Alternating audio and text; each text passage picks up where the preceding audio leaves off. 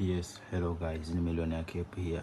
Ya kama kawaida, nimekuja na video mpya ambayo nitawaelewesha moja kati ya njia ambayo huwa natumia na imenisaidia kwa muda mrefu na nimetengeneza pesa nyingi kwa kutumia strategy hii tu, ambacho ni kinjia kidogo tu lakini kina faida sana na kimenigea pesa nyingi, naweza nikasema hivyo.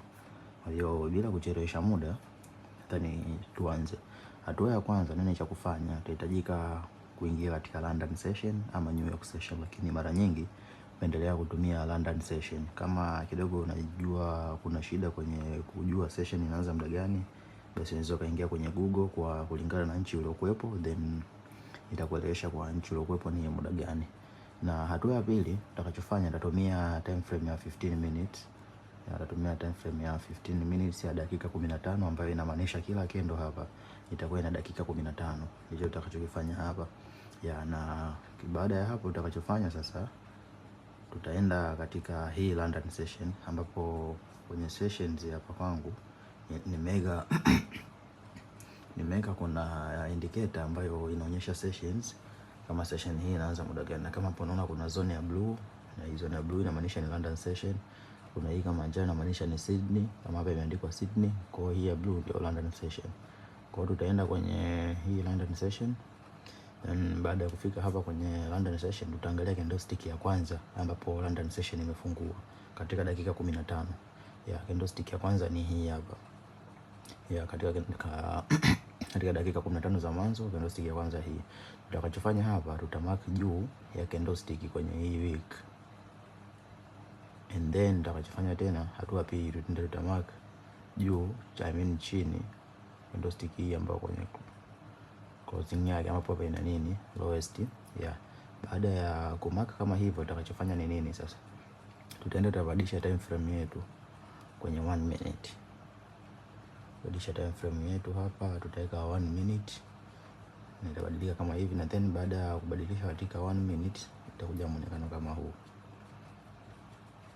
Jaribu kidogo ku zoom out hapa baada ya kubadilisha katika 1 minute. Kwa hiyo tutakachofanya hapo kikubwa, tutatumia 15 minutes, then baada ya kutumia 15 minutes tutakuja change kwenye 1 minute. Baada ya change kwenye 1 minute itafungua kama hivi. Ikifunguka kama hivi, nini tutakachofanya sasa hapa? Hizi ndio zones zetu ambazo zitaonyesha labda supports and resistance, kama utakuwa kuna bounce yoyote. Hizi zitakuwa kama tunasema ni zones zetu ambazo zitatuonyesha sasa kama hapa tu buy, tu sell ama tufanye hivi.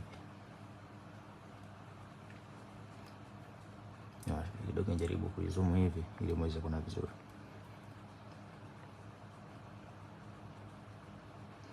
Baada ya kufungua itakuwa kama hivi, ambapo tulianzia hapa, tulichora zone yetu ambayo ni juu na chini, lakini make sure ukichora unachora ikiwa accurate, ikiwa inaonyesha vizuri kabisa.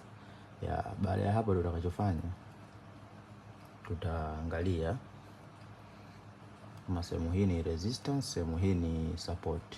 Ilianza hapa, lakini kwa ukisia ilikuja mpaka hapa ika bounce katika ukimstari, lakini kidogo nilichora bila kuangalia kama nipo kwenye right, lakini moja kwa moja itaonyesha ilikuja mpaka hapa. Ilikuja mpaka hapa ika bounce ikaenda juu. Ilivyoenda juu ikaja hapa ikapita. Baada ya kupita, kwa yani naweza nikasema ni vipi yani. Utakachofanya hapa, utaenda kuangalia kama bounces, kama sehemu hii ni bounce, sehemu hii haija bounce. Ikifika kwenye zone hii inamaanisha ita bounce, itaenda huko juu, na ikifika kwenye zone hii inamaanisha inaweza ika bounce ikashuka chini, lakini sio kama inamaanisha lazima itatokea hivyo. Sema kuna jinsi ya kuangalia na jinsi ya kujua kama hapa ita bounce ama vipi. Kwa hiyo make sure kwa wale watu ambao wanafundisha candlestick patterns ujue kuna pattern ambayo inakaa huko ambayo inaitwa inverted hammer. Ikitokea imefika maeneo haya kwa inverted hammer, moja kwa moja buy, na ikitokea ipo huku na ikaleta inverted hammer, moja kwa moja sell, ambao utaenda kutoa TP yako hapa, ama TP yako inaweza ikawa hapa. Kwa make sure unatumia njia hiyo. Kwa wale ambao hawajajua, make sure unapitia hizi patterns ambao ni inverted hammer. Kwa kifupi naweza kusema yani inverted hammer inakuwa ni candlestick ambayo inatokea, ambayo inaonyesha uwezekano mkubwa wa soko kugeuka. Kama ilikuwa inashuka hivi, basi na ikitokea hiyo candlestick inaonyesha kama kuna uwezekano mkubwa soko kwenda juu.